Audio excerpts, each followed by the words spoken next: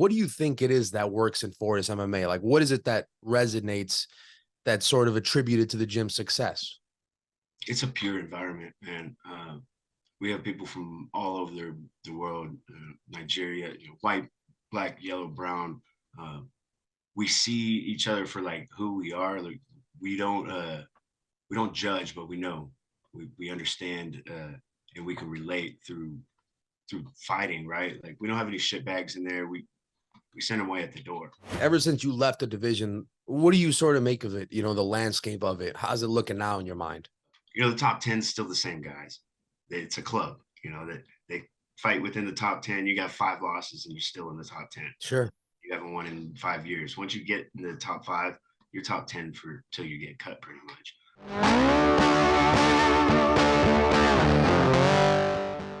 Obviously, back in March, you called it retirement as far as MMA, right? So how has the life been, man? The retired life, if you will. How have you been enjoying it? It's a hell of a lot busier. So, what's funny is it seems that way based on everything that you got going on, right? So I guess retired isn't really a fair word to use, but nonetheless, how has it been? Yeah, I'd say retired from full contact fighting. Yeah, competing, right? Well, not competing even because it looks like you're back in competition. So as of recently, I was retired from competing so that I could put my effort forward into training these young guys coming up. We got a bunch of amateurs, and young pros that are really talented. Takes a lot of effort to do that, and I'm building my production company, Ocho TV Studios, and Fight Fit Fight League. So Fight Fit Fight League is MMA league, and it's basically an event league. We do MMA fights, we do kickboxing fights, we do exhibitions, and our new series Roll Up right here. I saw that. Yep. So I went to demonstrate at this solar festival. It's called Solar Fest. Went to demonstrate what Roll Up was all about. And so I laid out the mats and I found somebody that had some experience. He was a brown belt. So we rolled and got the whole crowd into it. And it's like, damn, man, I'm going to go ahead and compete. And, I talked that guy into, basically doing a rematch. And it's Halloween weekend. We're going to have some fun with it. We got a few other UFC fighters doing Roll Up. So I was like, man, I want to hop on this and just, friendly competition. It's we're not going to go in there and beat the shit out of each other, but we're going to go in there, come for each other's necks. And, I do that in the gym all the time, but, do it for a crowd, entertain some people. I think it'll be fun. Obviously, you're not watching tape on the guy or anything. It's not like that, right? But you sort of roll around with a guy like that once. Is there some things you can build on from the rolling around, the session you had with him? Is something you can build on when you're preparing for an event like this coming up? Yeah, man. So 2 weeks ago we did this and I was like, sure. Hold my beer, so I was not thinking about competing. And then the next morning I was like, he said he wanted to compete. I was like, oh, okay. Like this gives me a reason to, get motivated to get out of bed and, get out of the studio. I'm already in the gym. So now I'm on the mat, breaking a sweat and busting my ass because I'm not going to go in there and get embarrassed. I'm a high level pro. I got to go in there and, put on a good show. So it's giving me a reason to, get motivated, get back in shape. And I got 2 weeks. So I've been hitting the gas all week. Yeah. Now, obviously, back to sort of the post MMA stuff, it was very obvious that coaching is something that you wanted to transition into, right? I'm curious, were you more excited already about coaching than actually fighting even before you made the decision to retire? Like, is that something you were enjoying more even before that was a thought in your head to step away from competing in MMA specifically? I think the thing is I was so motivated for everything else aside from the fight. When I fought Julian Rosa, I was fucking motivated.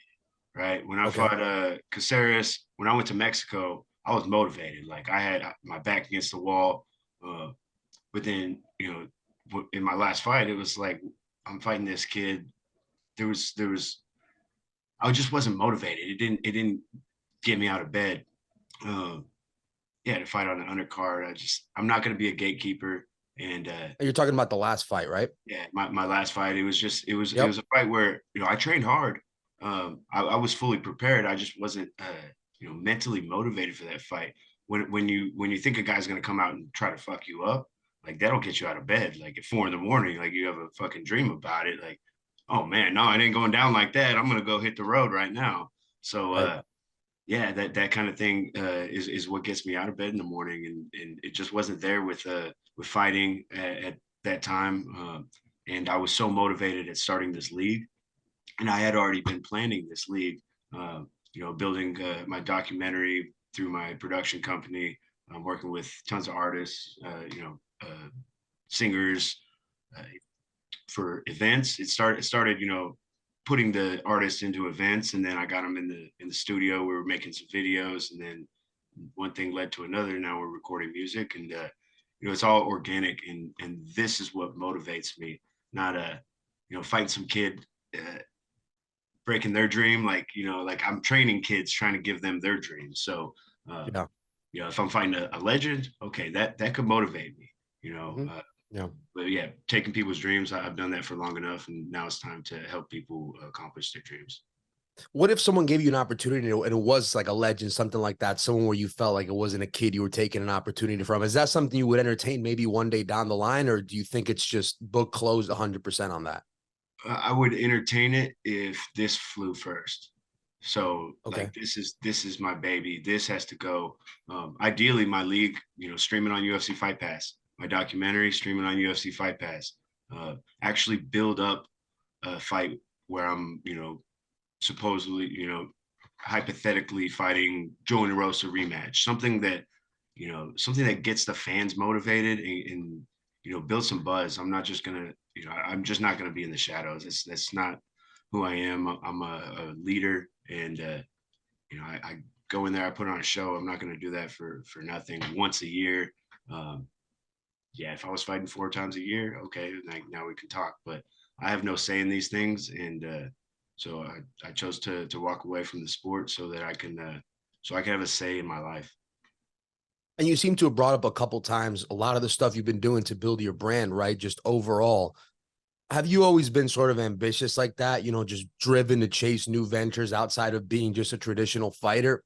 Because a lot of times with people like that, they've always had that vision, right? Is that something you always had in the back of your mind? Like, I'm more than just a fighter, right? That seems something to be quite important to you.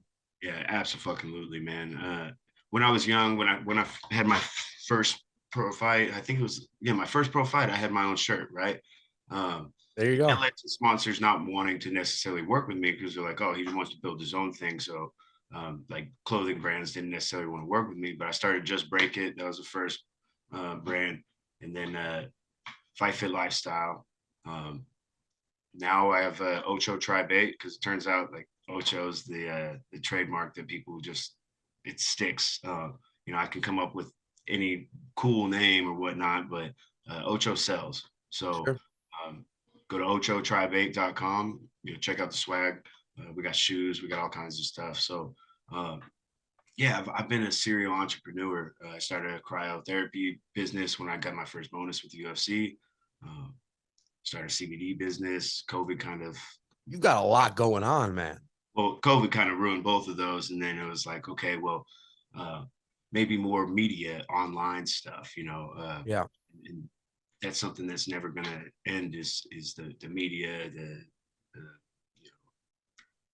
content, Mhm. music, that type of thing will be around forever. So clothing's kind of hard to make money doing that, but the Ocho Tribe 8 is a pretty cool brand, and my supporters can check it out and support the brand. Absolutely. I want to talk a little bit about, since we do like to talk MMA here, as far as the coaching and all that, right? Fortis MMA, I'm a big fan of what they got going on there. Is that primarily where you do your coaching? Absolutely. Fortis MMA is home. I helped build the gym. We Wow. started off at Octagon MMA. Shoot, actually, me and Safe have a very long history. I used to fight his guys. They were like, it was Octagon MMA. There's like 5 guys on the team. I fought like pretty much all of them. And Yeah. then uh, Coach Safe got my number. One of his guys knocked me out. He laid me out, and I was like, fucking fighting and shit. And so it was the only finish loss of my career, and I wasn't finished, so I don't consider that a being defeated. It was like I got knocked down, and that really like fucked with my head. And at the same time, my wife was having an affair. She left me, and then I went like, "Can you fix me, coach? Like, can you take me in and fix me?" And so Wow. he took me into Octagon MMA, and after that, started growing. The team started growing. We had like 30, 40 guys on the team at Octagon MMA. I went on a 5-fight win streak and won the Legacy World title. Yeah, We went that's 8-0 great, man. that night. There was 8 of us fought that night, and I was the main event, won the world title in the 4th round, and that was my my peak moment of my career, my story. That's kind of like the end of a movie right there. We talk about it nowadays, and we could see confetti in the sky and shit. And then I go watch the videos. There's no confetti. It's like that was the moment in our head where fireworks were going off. Yeah, absolutely. As far as the things you were able to overcome, MMA seems to have helped with that. It's safe to say, right, for somebody that's, maybe struggling in life, depression, whatever it is, MMA is a mixed martial arts in general, right? That's a great way to start, right? To start tackling some of those demons. Martial arts is therapy, man. Like sitting down and talk about your problems, that's one way to do it. You hire a therapist, right? But you go to the gym, you let it out on a bag. You go do jujitsu and you kind of just like zone. You hop Yeah. in the studio, you listen to music, you make music, you vent through the music. All these are just like different ways of therapy and turning a negative into a positive, right? You got something bad happens to you, you go punch the bag. Okay, you got it out. Now you got to work out. You just turn the negative into a positive. You sing about your problems, then now you got some art that other people can relate, and you turn a negative into a positive. So, um, yeah, I'm all about like different avenues of therapy, and martial arts is the one that saved my life. Crazy, man. Speaking of training martial arts, right? Back to Fortis MMA, it does seem like an unbelievable place to train. Obviously, the track record speaks for itself, right? I'm always curious about, certain gyms that have something that works well. What do you think it is that works in Fortis MMA? Like, what is it that resonates that's sort of attributed to the gym's success? It's a pure environment, man. We have people from all over the world, Nigeria, white, black, yellow, brown. Uh, we see each other for like who we are. Like we don't we don't judge, but we know we understand, and we can relate through fighting. Right? Like we don't have any shit bags in there. We send them away at the door. If you're there for yourself and that's it, then you're not going to belong. You got to be there for your fight, for your teammates' fight. Go support your teammates. Go to the events. We're a big family at Fortis MMA, and I think that's what separates us from a lot of the gyms. Is a lot of the other gyms, they got guys that go do their camp there. When are you going to start your camp? Well, you should be, sweating, bleeding, all that shit with your family year round. That's Yeah.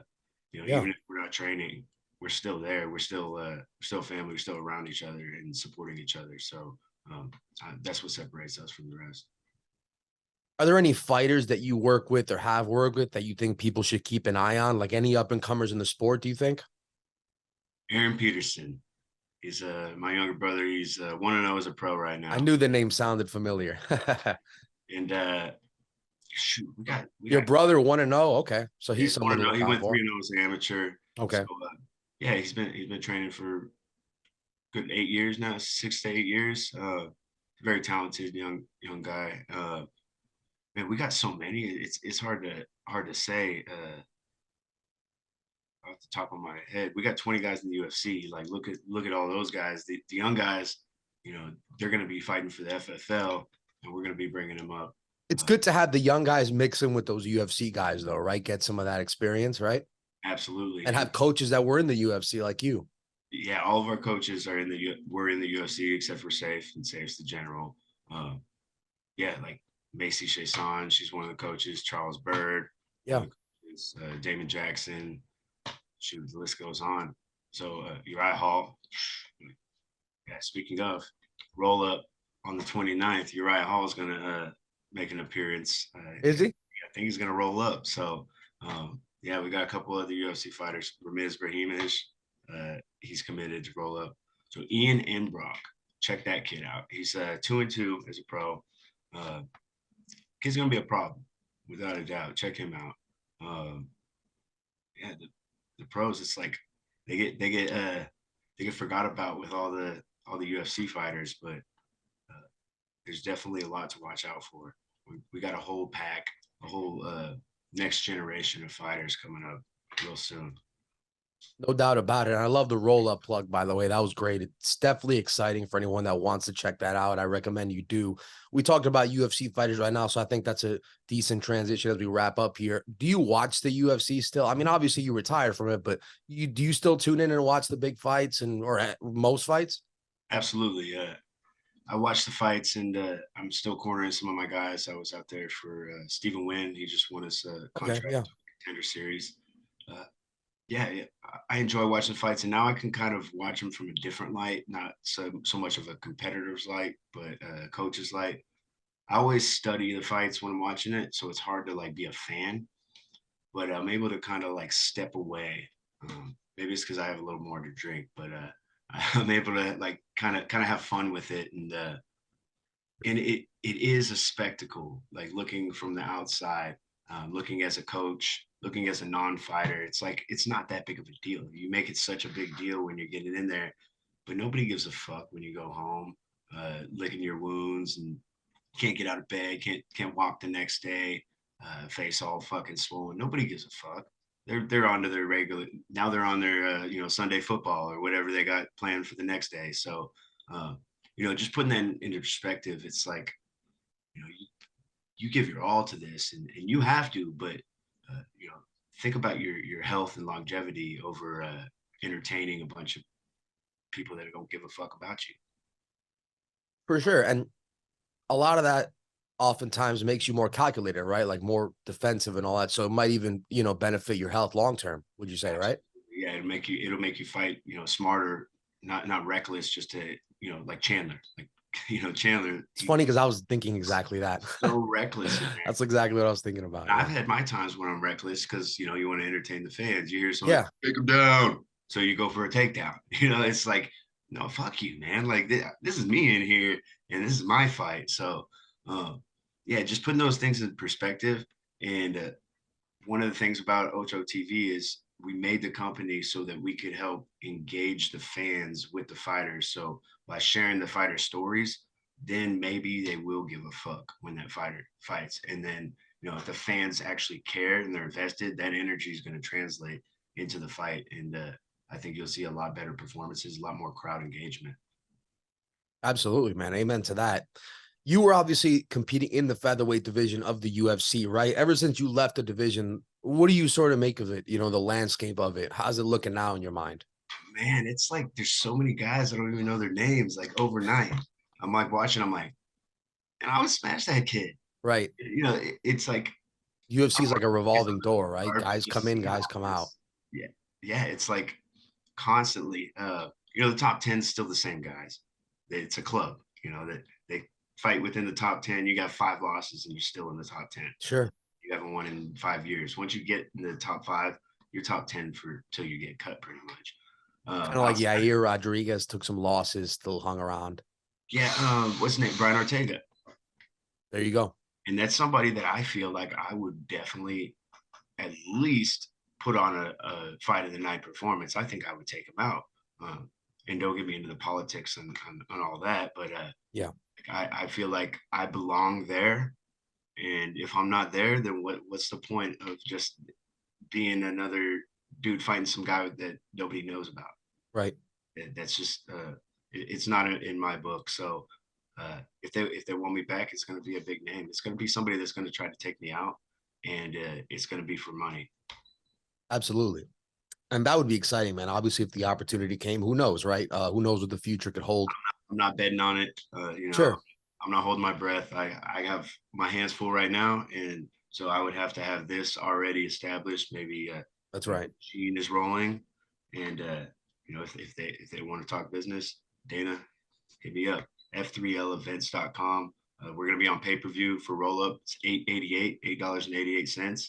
So Okay. it's pretty cheap. Hop on, check it out. We're gonna have a lot of celebrities there, a lot of UFC fighters, and it'll be an entertaining show, no doubt. I see you like Star Wars right there. We got Oh a, yeah, got a 100%. little Halloween, little showcase for you guys. It'll be fun. You know, if I were there, if I lived in the area, I'd definitely pull up as a stormtrooper. But unfortunately, I'm gonna have to just maybe order it and watch this one. Yeah, I heard that Darth might make an appearance, and Obi-Wan might come back from the dead, but we'll see if they make it happen. That'd be good. Halloween might be fun, man. But listen, it sounds like you got a lot going on. We're gonna leave you to that. Best of luck, obviously, next weekend. We did talk about it, bring it up a few times, and thanks for coming on, man. We do appreciate it. Yeah, I appreciate you having me on. Thanks for your time. We'll see you soon.